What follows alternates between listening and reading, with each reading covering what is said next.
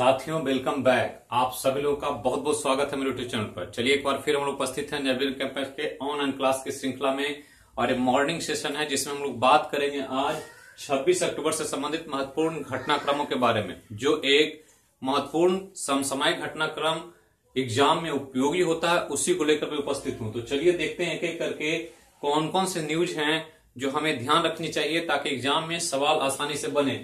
पहला कि जापान 2050 तक कार्बन उत्सर्जन को शून्य करने का लक्ष्य रखा। तो ये ध्यान रखना, बहुत इंपॉर्टेंट न्यूज है ये कि 2050 तक जापान अपने कार्बन उत्सर्जन को न्यूट्रल करना चाहता है, शून्य करना चाहता है, क्योंकि कार्बन उत्सर्जन के कारण ग्लोबल वार्मिंग हो रहा है। पूरे वर्ल्ड में कार्बन उत्सर्जन को कम करने का प्रयास चल रहा है। एक चीज ध्यान रखना है कि कार्बन उत्सर्जन फॉसिल फ्यूल के उपयोग से उत्सर्जित होता है। पेट्रोल, डीजल, कोयला ये सब जलाने से निकलता है। और जापान अभी वर्तमान में 56% जो ऊर्जा है वो फॉसिल फ्यूल या जीवाश्म ईंधन के द्वारा उपयोग करके प्राप्त कर रहा है। तो उसी को कम करके जितने भी अच्छे ऊर्जा के स्रोत हैं, सोलर एनर्जी, पवन ऊर्जा, ये सब को उपयोग करके 2050 तक जापान अपने कार्बन उत्सर्जन को कम करने का प्रयास कर रहा है। तो ध्यान रखना है कि जापान का शून्य जो करना है कार्बन उत्सर्जन का लक्ष्य हो 2050 तक।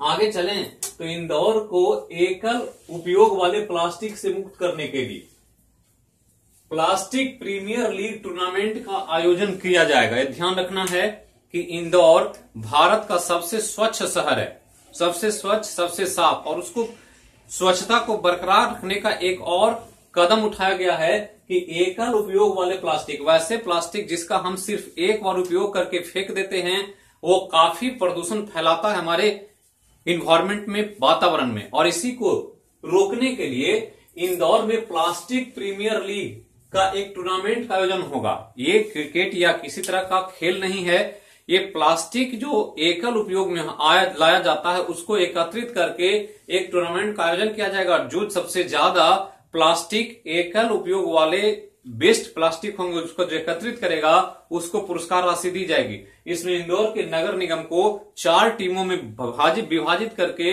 ये काम सौंपा जाएगा, जिसका नाम रखा गया है प्लास्टिक प्रीमियर लीग। तो प्लास्टिक प्रीमियर लीग इंदौर को एकल उपयोग वाले प्लास्टिक से मुक्त करने के लिए किया जा रहा है। हमने कहा कि एक चीज ध्यान रखना है कि भारत का सबसे स्वच्छ और सबसे साफ शहर में मध्य प्रदेश का इंदौर शहर को जाना जाता है, ध्यान रखना है। आगे चलें तो भारतीय संघ के साथ जम्मू और कश्मीर के राज्यारोहण की 73वीं वर्षगांठ मनाई गई। तो आपको पता होगा कि जम्मू कश्मीर काफी विवादित राज्य है भारत का। वर्तमान समय में अब धारा 370 हटा देने के कारण अब काफी चीजें, पुरानी समस्याओं को सुलझती हुई दिखाई दे रही है। लेकिन भारतीय संघ जब आजाद हुआ था भारत, तो उस समय जम्मू कश्मीर भारत का हिस्सा नहीं था।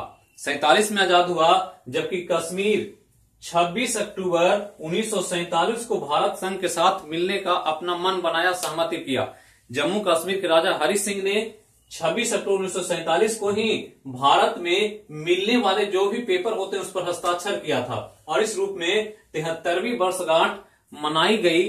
इस बार जो भारत संघ में जम्मू कश्मीर का विलय का एक प्रक्रिया था, उसका 73वीं वर्षगांठ के रूप में हम इसको सेलिब्रेट कर रहे हैं। और अब जो है वर्तमान में भारत और जम्मू कश्मीर अलग नहीं, एक ही देश के हिस्से हैं। तो ये ध्यान रखना है कि 26 अक्टूबर को हुआ था और 26 अक्टूबर को होने की वजह से ये 73वीं वर्षगांठ 26 अक्टूबर को पूरा हो गया। आगे चलें तो पीएम मोदी ने national conference on vigilance and anti corruption 2020 का उद्घाटन किया। तो इन कॉन्फ्रेंस है विजिलेंस पर और एंटी करप्शन पर उद्घाटन किया, और ये जो कॉन्फ्रेंस का आयोजन है वो सीबीआई द्वारा किया जा रहा है। ध्यान रखना है, इसका विषय है सतर्क भारत, समृद्ध भारत, ताकि सतर्कता रहे और किसी भी तरह के करप्शन से और किसी भी तरह के जो करप्शन होते हैं या कोई आतंकवादी गतिविधियां होती है उस पर अंकुश लगाया जा सके, इसके लिए कॉन्फ्रेंस का आयोजन किया गया है। ध्यान रखना कि कॉन्फ्रेंस 3 दिवसीय है, जिसमें 27 से 29 अक्टूबर के बीच ये आयोजित हुआ। ध्यान रखना कि केंद्रीय सतर्कता आयोग द्वारा प्रत्येक वर्ष 27 अक्टूबर से 2 नवंबर के बीच सतर्कता जागरूकता सप्ताह भी मनाया जाता है। हर एक साल 27 अक्टूबर से लेकर 2 नवंबर के बीच सतर्कता जागरूकता सप्ताह हर साल मनाया जाता है किसके द्वारा? तो केंद्रीय सतर्कता आयोग के द्वारा। और ये उसके उपलक्ष्य में मनाते हैं जिस सप्ताह में सरदार वल्लभ भाई पटेल का जन्मदिवस पड़ता है। तो ध्यान रखना है, सरदार वल्लभ भाई पटेल के जन्मदिन के रूप में यह सतर्कता जागरूकता सप्ताह मनाया जाता है प्रत्येक साल 27 अक्टूबर से 2 नवंबर के बीच। ध्यान रखना है। आगे चलते हैं। तो 27 अक्टूबर को ही ऑडियो विजुअल हेरिटेज के लिए विश्व दिवस मनाया जाता है। ऑडियो विजुअल हेरिटेज समझना होता है।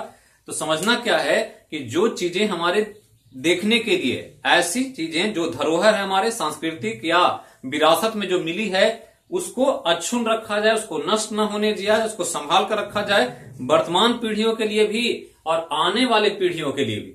तो इसके लिए हर साल 27 अक्टूबर को ऑडियो विजुअल हेरिटेज विरासत है, उसके लिए विश्व दिवस मनाता है। और एक मनाने का काम यूनेस्को के द्वारा 2005 से शुरू किया गया। तो यूनेस्को ही वर्ल्ड हेरिटेज को संभालने का काम करता है, उसके देखरेख निगरानी का। और वर्ल्ड हेरिटेज के लिए जो ये विश्व दिवस है ऑडियो विजुअल का, ये यूनेस्को ने 2005 में शुरू किया, तब से हम लोग मना रहे हैं। और ध्यान रखना है कि थीम है इसका your window to the world. तो your window to the world theme है इस बार के ऑडियो विजुअल हेरिटेज के विश्व दिवस का।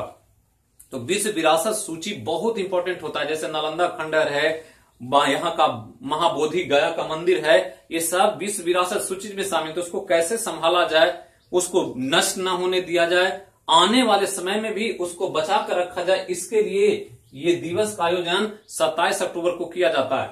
आगे चलें तो एक न्यूज है बहुत इंपॉर्टेंट। नीति आयोग का अटल इनोवेशन मिशन तथा ऑस्ट्रेलिया का Commonwealth Scientific and Research Industrial Research Organisation CSIRO के साथ भारत ऑस्ट्रेलिया सर्कुलर इकोनॉमी, ये नाम याद रखना है, भारत ऑस्ट्रेलिया सर्कुलर इकोनॉमी, जिसको AICI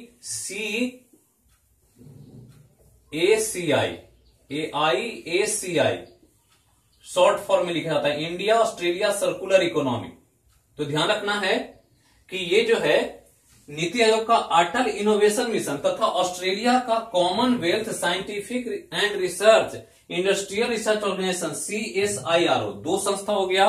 भारत का अटल इनोवेशन मिशन और ऑस्ट्रेलिया का CSIRO के साथ भारत ऑस्ट्रेलिया सर्कुलर इकोनॉमी नाम रखा गया हैकाथॉन का 2 दिवसीय इवेंट 7 और 8 दिसंबर को आयोजित होगा भारत और ऑस्ट्रेलिया के द्वारा, जिसमें फोकस है नए नए इनोवेटिव आइडिया पर छात्रों के बीच तथा वैसे उद्यमी जो MSME में स्टार्टअप के तौर पर नया काम करना चाहते हैं, नए नए आइडिया हैं जिनके पास, जो विज्ञान या उद्योग के क्षेत्र में डेवलप करना चाहते हैं कुछ। तो इन दोनों देशों के द्वारा मिल करके 7 और 8 दिसंबर के बीच एक प्रतियोगिता का आयोजन होगा, जिसमें 4 कैटेगरी में बांट करके छात्रों को और नए स्टार्टअप उद्यमियों को, जो उद्योगपति हैं, उनको शामिल किया जाएगा। और उनके इवेंट्स को देख करके, उनके आइडियाज को देख करके चुनाव होगा प्रत्येक विषय से 2-2 का। तो 4 विषय होगा और 4 में से एक छात्र और एक उद्योगपति